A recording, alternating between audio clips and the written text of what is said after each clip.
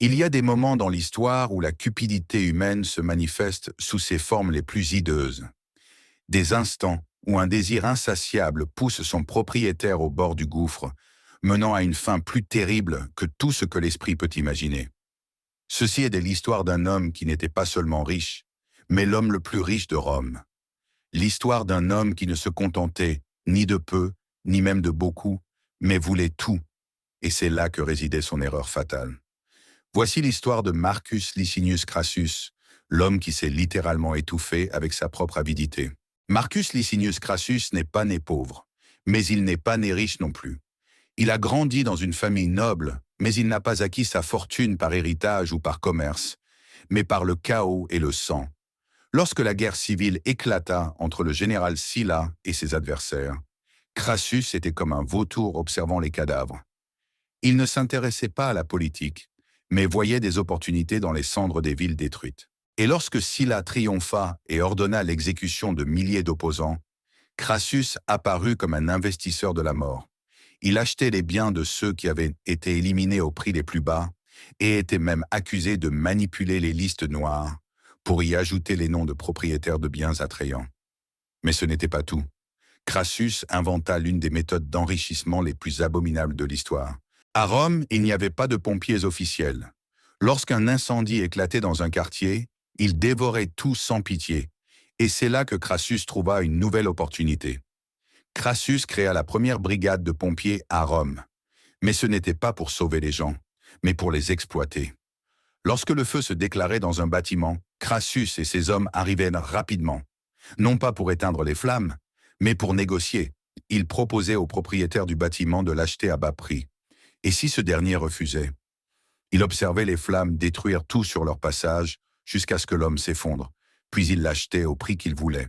De cette manière, Crassus n'a pas seulement accumulé des richesses, mais il a également contrôlé d'immenses propriétés à Rome, ce qui fit de lui l'homme le plus riche de toute la République.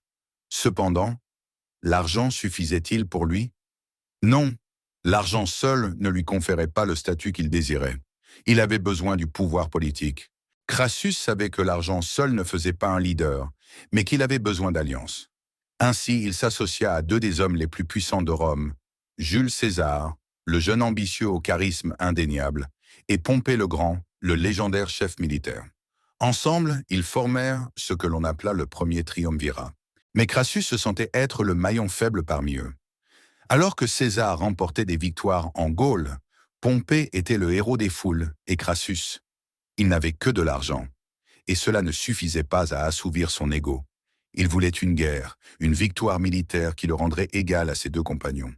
Et c'est là qu'il commença son erreur fatale.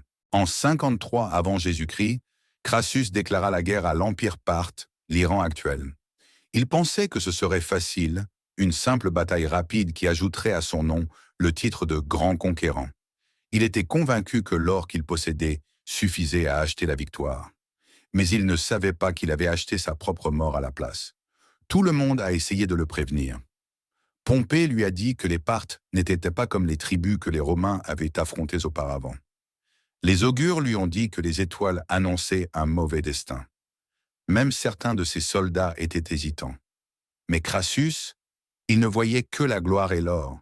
Crassus mena une armée de 40 000 soldats romains au cœur des terres parthes, ignorant tous les avertissements. Il croyait que l'ennemi ne pourrait pas résister à la puissance écrasante de Rome.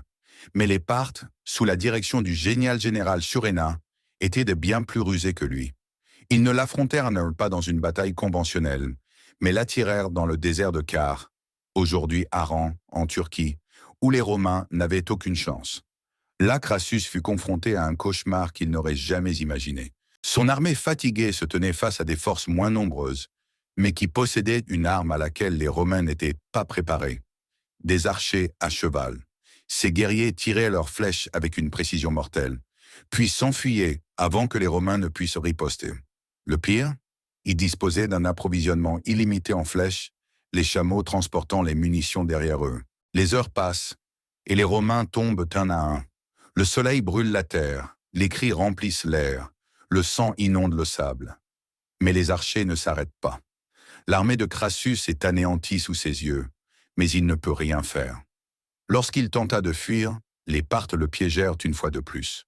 Ils lui envoyèrent un émissaire pour lui proposer des négociations. Mais lorsqu'il s'y rendit avec un petit groupe de fidèles, il fut capturé. Et c'est alors que vint l'heure de la vengeance. Les Parthes voulaient faire de sa mort un exemple, et non un simple assassinat ordinaire. Devant tout le monde, ils apportèrent un chaudron rempli d'or en fusion et le forcèrent à le boire. Crassus s'étouffa avec l'or pour lequel il avait vécu. Le métal en fusion coula dans sa gorge, brûla ses entrailles, et il s'effondra, mort, sous les rires des Parthes. Mais ce n'était pas suffisant. Ils lui coupèrent la tête et l'envoyèrent à leur roi, qui l'utilisa comme élément de décor théâtral lors d'une fête. La morale de l'histoire, Crassus possédait tout, mais il en voulait plus. La satisfaction ne trouvait jamais son chemin vers lui, et son destin fut une mort des plus atroces. L'argent peut acheter de l'influence, mais il n'achète pas la sagesse. La cupidité peut bâtir un empire, mais elle peut aussi le détruire en un instant. Ainsi s'acheva la vie de l'homme le plus riche de Rome, ni dans son somptueux palais, ni sur le champ de bataille comme un héros, mais étouffé par l'or qu'il avait poursuivi toute sa vie.